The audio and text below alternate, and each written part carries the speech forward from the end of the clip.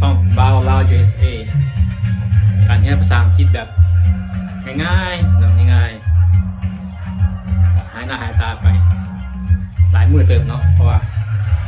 จะยุ่งยากเลยนะครับเอากระบอกเป็นอย่างเนาะมีเวลากลับมาหากันไหม มีบางคนถามมาว่าเรียนภาษาอังกฤษนี่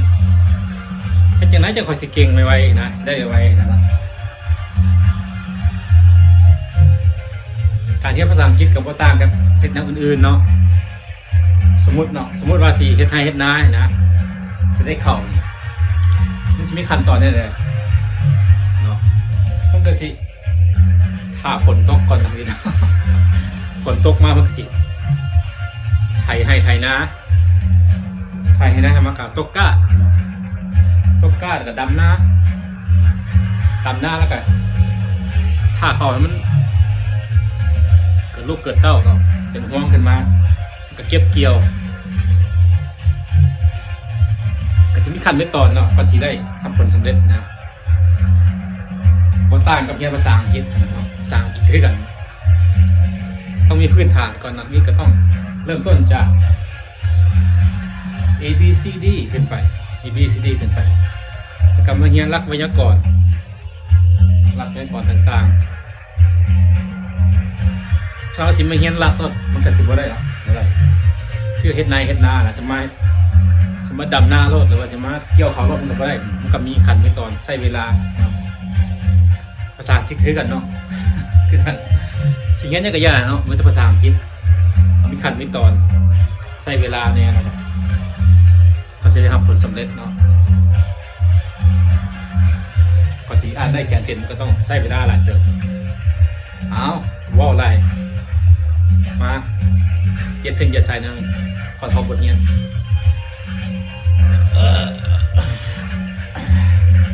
ลืมระบบซ่องเพลงภาษาเพลงเบาลาว USA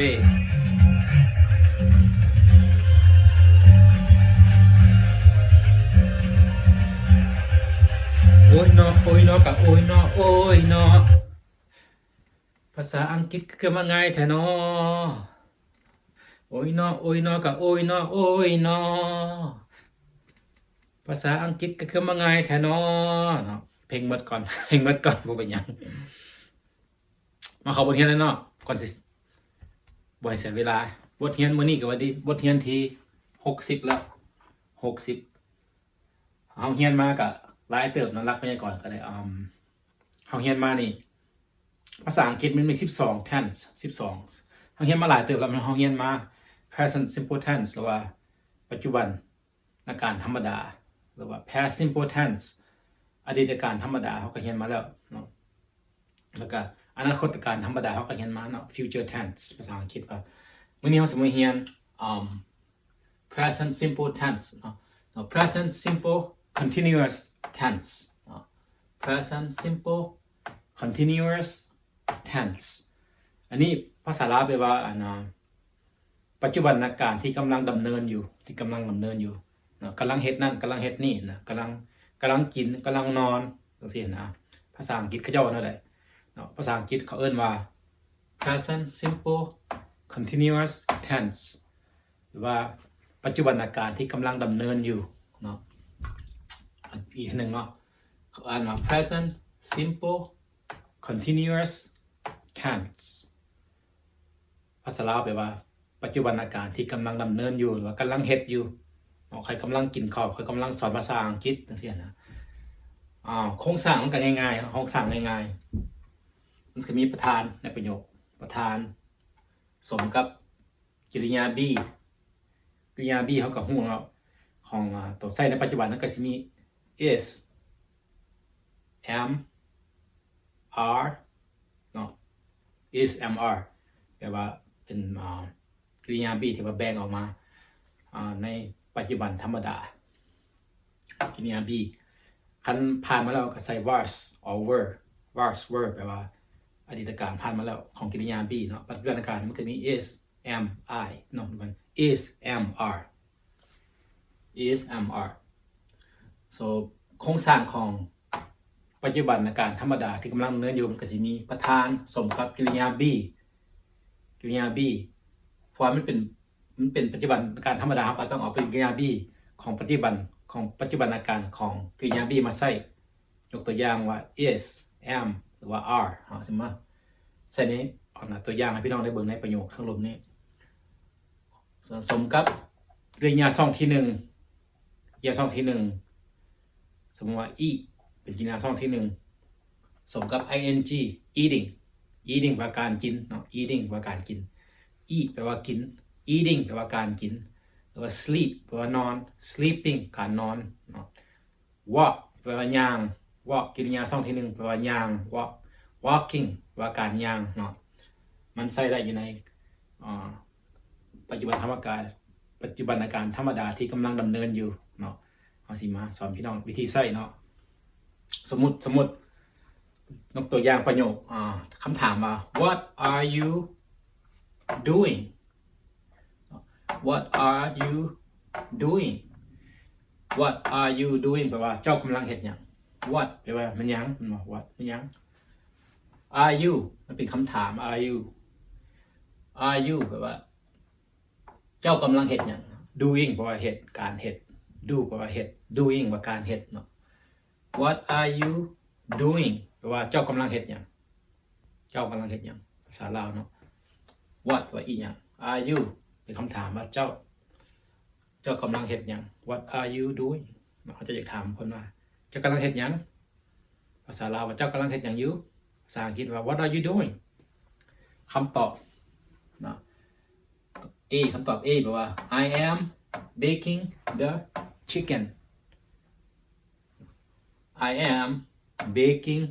the chicken baking แปลว่าปิ้งหรือว่าอบเนาะข่อยกำลังปิ้งหรือว่าอบไก่เนาะ I am ข่อยกำลัง I am baking สิมันจะตัวมันต้องจากโครงสร้างตัวนี้ subject มัน I ประธานในประโยคกริยา be ว่า am baking มันเป็น bake นี่เป็นกริยาช่องที่1สมกับ ing เป็น baking ออกมามันออกมาคำว่า baking the chicken แปลว่าไก่เนาะไปลบหมด I am baking the chicken ใครกำลังปิ้งไก่หรือใครกำลังอบไก่อยู่เนาะพอคำถามว่า what are you doing เจ้ากำลังเฮ็ดหยังเนาะคำตอบ I am baking the chicken ใครกำลังปิ้งไก่อยู่สิเขากำลังปิ้งไก่กำลังเฮ็ดอยู่กำลังดำเนินอยู่นี่ปัจจุบันอาการธรรมดาที่ว่ากำลังดำเนินอยู่เนาะภาษาอังกฤษแปลว่า present simple continuous tense อันนี้คำถามอีกทีนึงเขาอยากเขียนลายนะแล้วมาเขียนในประโยคตัวเดียว what are they doing แบบนี้ให้ถามว่าพวกเขาเจ้ากำลังเฮ็ดหยังเนาะ what are they doing what are they doing แปลว่าพวกเขาเจ้ากำลังเฮ็ดหยังเขาเขียนใส่ในประโยคเดียวกันเพราะว่าผมไปเขียนหลายประโยคนะ มันกระดาษบ่พอก็เลยเขียนจังซี่เนาะแต่ว่าอ่านใส่แต่ละประโยคแต่ละเทื่อคำถามที่2เราคือว่า what are they doing คือเก่าแบบ what เป็นหยังมันบ่ they พวกเขาเจ้า are they are มาขึ้นข้างหน้ากับ they เป็นคำถามเนาะ what are they เพราะ they มันไปกับ are you ก็ไปกับ are กริยา be เนาะ what are they doing แปลว่าพวกเขาเจ้ากำลังเฮ็ดหยังพวกเขาเจ้ากำลังเฮ็ดหยังภาษาลาวแปลนะ what are they doing พวกเขาเจ้ากำลังเฮ็ดหยังคำตอบมันสิมีในตัว B นี้เนาะ B they are cleaning the house they are cleaning the house พวกเขาเจ้ากำลังทำความสะอาดเรือนหรือว่าบ้านhouse หรือว่าเรือนหรือว่าบ้านคน they are cleaning the house เขาก็เห็นอีกเนาะโครงสร้างมาจากคนนี้ subject they เป็น subject ในประโยคตัวนี้ are มันกริยา be มาจากกริยา be เนาะได้ออกมาจากกริยา be ของปัจจุบันอาการธรรมดาใส่ are เนาะ they ไปกับ are cleaning ก็มาจากคำว่า clean แปลว่าทำความสะอาด เอา ing มาใส่แบบว่ากำลัง clean กำลังความสะอาดกำลังทำความสะอาดเนาะ cleaning กริยา be สมกับ ing เนาะ they are cleaning the house พวกเขาเจ้ากำลังทำความสะอาดบ้านกำลังเฮ็ดอยู่กำลังเฮ็ดกำลังทำคันว่า they clean the house ก็ถึกอยู่กัน they clean the house ก็เข้าใจอยู่แต่ว่ามันกำลังเฮ็ดอยู่มันต้องเอา ing มาใส่เนาะคันว่า they clean the house พวกเขาทำความสะอาดบ้านก็ถึกอยู่ they clean the house หากแต่ว่าคันเขาถามว่ากำลังเฮ็ดหยังเขาก็ต้องว่ากำลังเฮ็ดนั่นเฮ็ดนี่เนาะเพราะว่าคำถามมันว่า what are they doing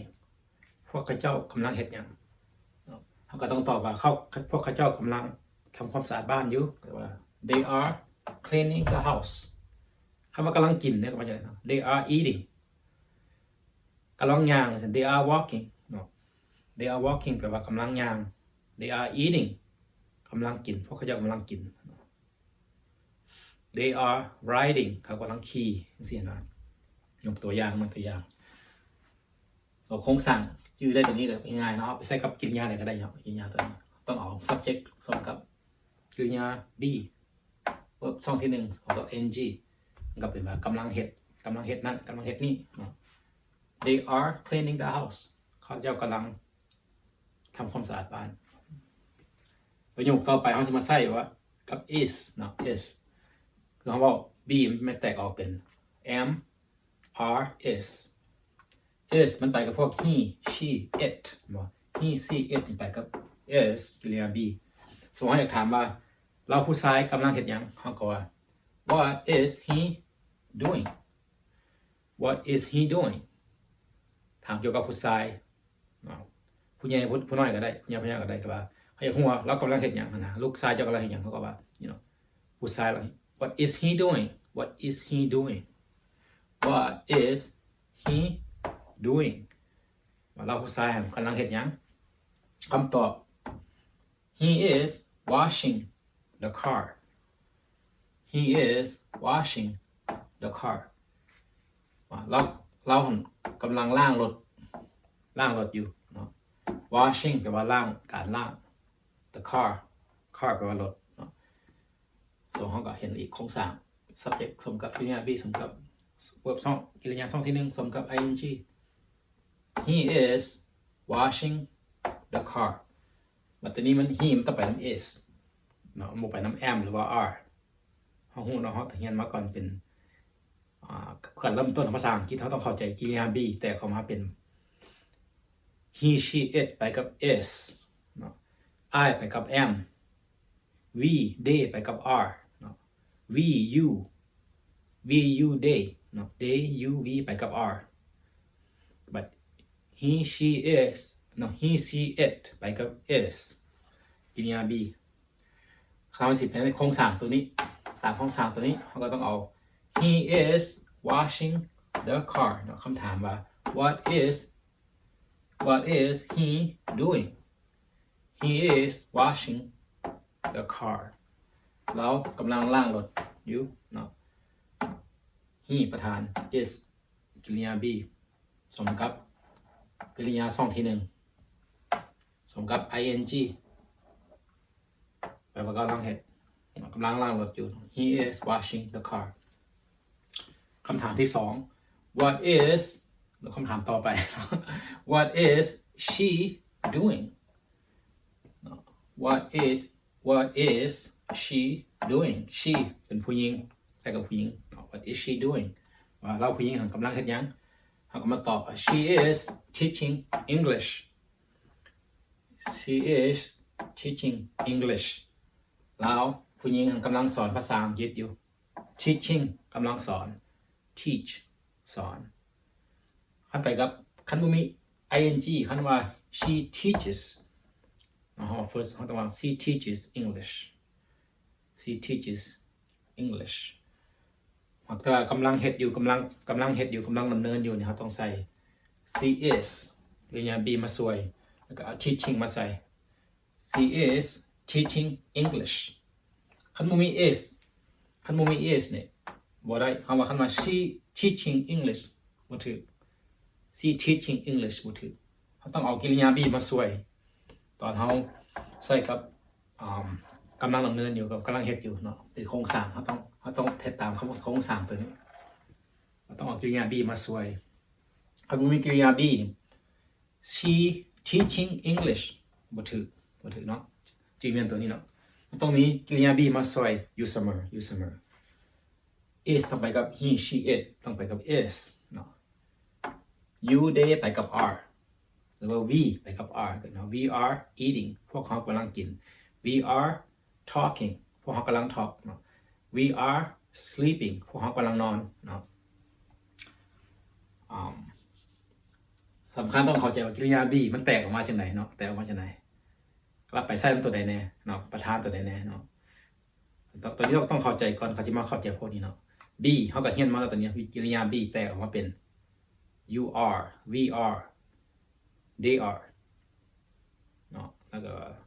he is she is it is เนาะเขาหูแล้วในปัจจุบันการธรรมดาของกริยา be เขาเฮียนมาแล้วตัวน้องเฮียนเขาหูมาแล้วเขาจึงมาเฮียนเขาตัวนี้เนาะเขาน้องบ่เข้าใจตัวน้องกับสิผู้หูจักเหมือนกันประโยคต่อไปแล้วคำถามต่อไปคำถามที่ว่า what is it doing เนาะ what is it doing แปลว่า it แปลว่ามันกำลังเฮ็ดหยังเนาะมันกำลังเฮ็ดอีหยังเนาะแปลความลาว what is it doing เนาะว่ามันกำลังเฮ็ดหยังคำตอบก็ว่า it is running across the street it is running across the street ว่ามันหันกำลังแล่นข้ามถนนเนาะ it แปลว่ามัน is running แปลว่ากำลังแล่น is running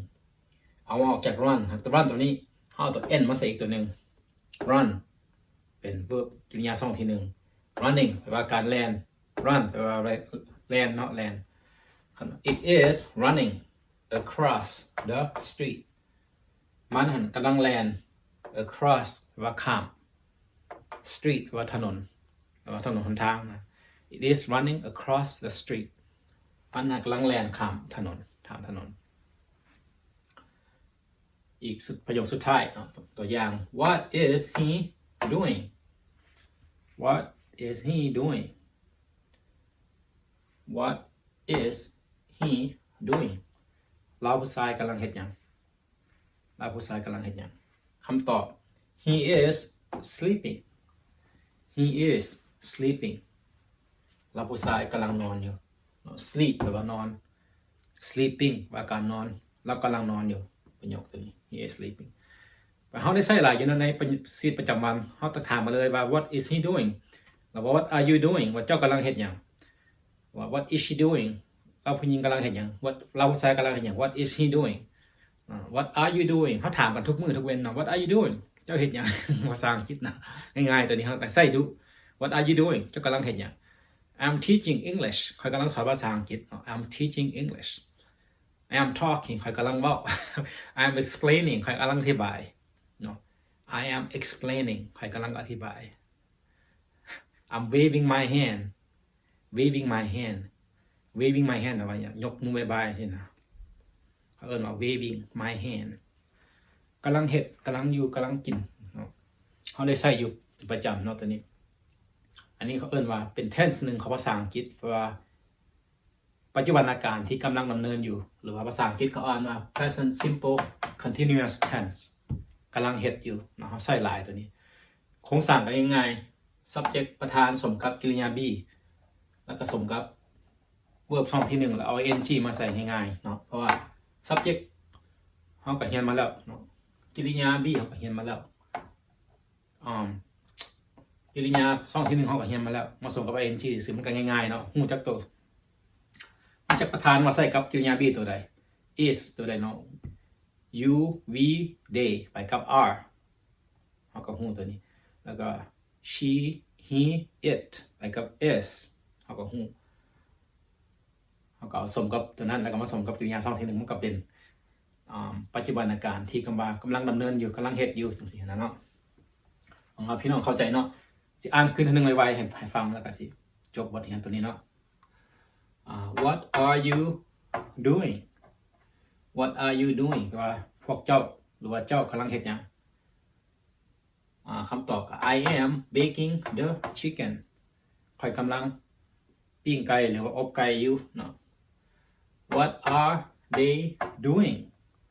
พวกเขาเจ้ากำลังเฮ็ดหยัง what are they doing พวกเขาเจ้ากำลังเฮ็ดหยัง they are cleaning the house they are cleaning the house เขาเจ้ากำลังทำความสะอาดบ้านอยู่ what is he doing what is he doing